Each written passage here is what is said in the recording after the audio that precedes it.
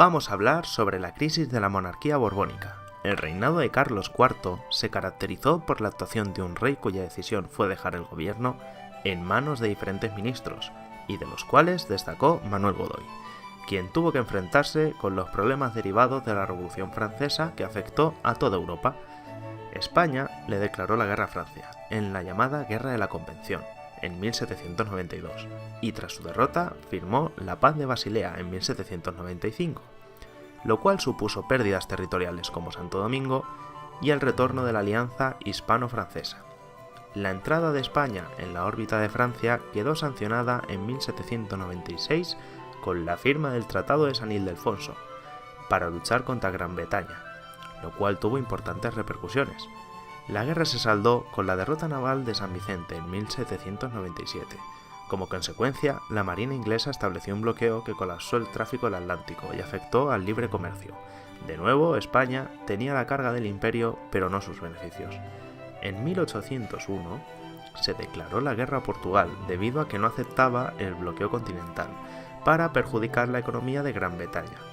Y en 1805 la flota franco-española es derrotada en Trafalgar por el almirante Nelson, perdiendo definitivamente la gran flota que había costado un siglo en construir. En 1807, España y Francia firman el Tratado de Fontainebleau, que preveía la conquista y el desmembramiento de Portugal, pero fue la ocasión perfecta para la entrada de los ejércitos napoleónicos en España y su respectiva ocupación. En ese mismo año, en España, aprovechando el desprestigio de Godoy por los fracasos militares, un grupo de nobles que apoyaban al príncipe Fernando conspiraron contra Godoy y contra Carlos IV. A este proceso se le conoce como la conspiración del Escorial, y terminó promoviendo el motín de Aranjuez el 17 de marzo de 1808, resultando en la abdicación de Carlos IV y una grave crisis institucional. El 2 de mayo de 1808, ante la salida de los últimos representantes de la familia real, el pueblo de Madrid se alzó contra las tropas francesas presentes en la ciudad. Mientras tanto, en Bayona, Napoleón había obligado a Carlos IV y a Fernando VII a renunciar al trono y cederlo a su propio hermano José Bonaparte, o José I de España. Las abdicaciones de Bayona pusieron a las claras las verdaderas intenciones del emperador francés respecto a España, iniciándose así la Guerra de la Independencia. La Constitución de Bayona no es una auténtica constitución, es una carta que había sido elaborada por Napoleón y José I, en la cual se concedían algunos derechos, suprimían algunos privilegios reales y nobiliares y se mantenía la religión católica como la única permitida. La Guerra de la Independencia no solamente es una guerra contra el ejército invasor, sino que adquiere notas de una guerra civil.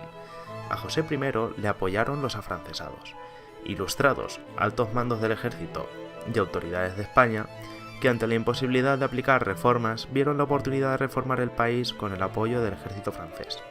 Frente a los afrancesados surgió el bando de los patriotas. Este era un grupo heterogéneo que únicamente tenía en común el deseo de independencia y el regreso de Fernando VII. La batalla de Bailén se libró durante la Guerra de la Independencia Española y supuso la primera derrota en campo abierto de la historia del ejército napoleónico. Tuvo lugar el 19 de julio de 1808. Con la derrota del general Dupont en Bailén aparecieron graves consecuencias para el esfuerzo de guerra francés. La noticia se extendió por toda la península y forzó al rey José I a abandonar Madrid, además de poner en duda la aparente invencibilidad de los franceses. Napoleón tuvo que acudir a la península con un nuevo y numeroso ejército para consolidar su dominio. En esta fase aparece la Guerra de Guerrillas, llevada a cabo por partidas de guerrilleros que acosaron a los ejércitos franceses y a las autoridades establecidas apoyados por la Junta Central Suprema. Algunas de estas guerrillas, como la de El Empecinado y Espoz y Mina, llegaron a tener dimensiones de verdaderos ejércitos. Asolaban las vías de comunicación, destruían guarniciones aisladas y no presentaban batalla frontal.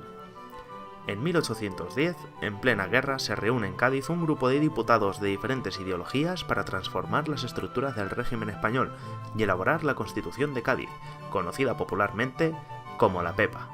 El texto constitucional era amplio y pretendía abordar parte de los aspectos de la vida política, la separación de poderes o los impuestos únicos. Con esto se establece el Consejo de Regencia. La guerra terminó con el Tratado de Valensay, en 1813, cuando Napoleón devolvió el trono al Consejo de Regencia. Fernando VII, prisionero de Napoleón durante la Guerra de Independencia, volvió a España en marzo de 1814. Llegaba a un país destrozado, convertido en potencia de tercer orden y sin recursos para sostener un imperio que se emancipaba. Liberales y absolutistas esperaban mucho de él, unos para que confirmara las medidas aprobadas por las Cortes de Cádiz y otros para que hiciera volver el antiguo régimen. Su reinado se caracteriza precisamente por las luchas de unos y otros, en parte condicionadas por la intervención extranjera. Con su muerte, desapareció formalmente el antiguo régimen.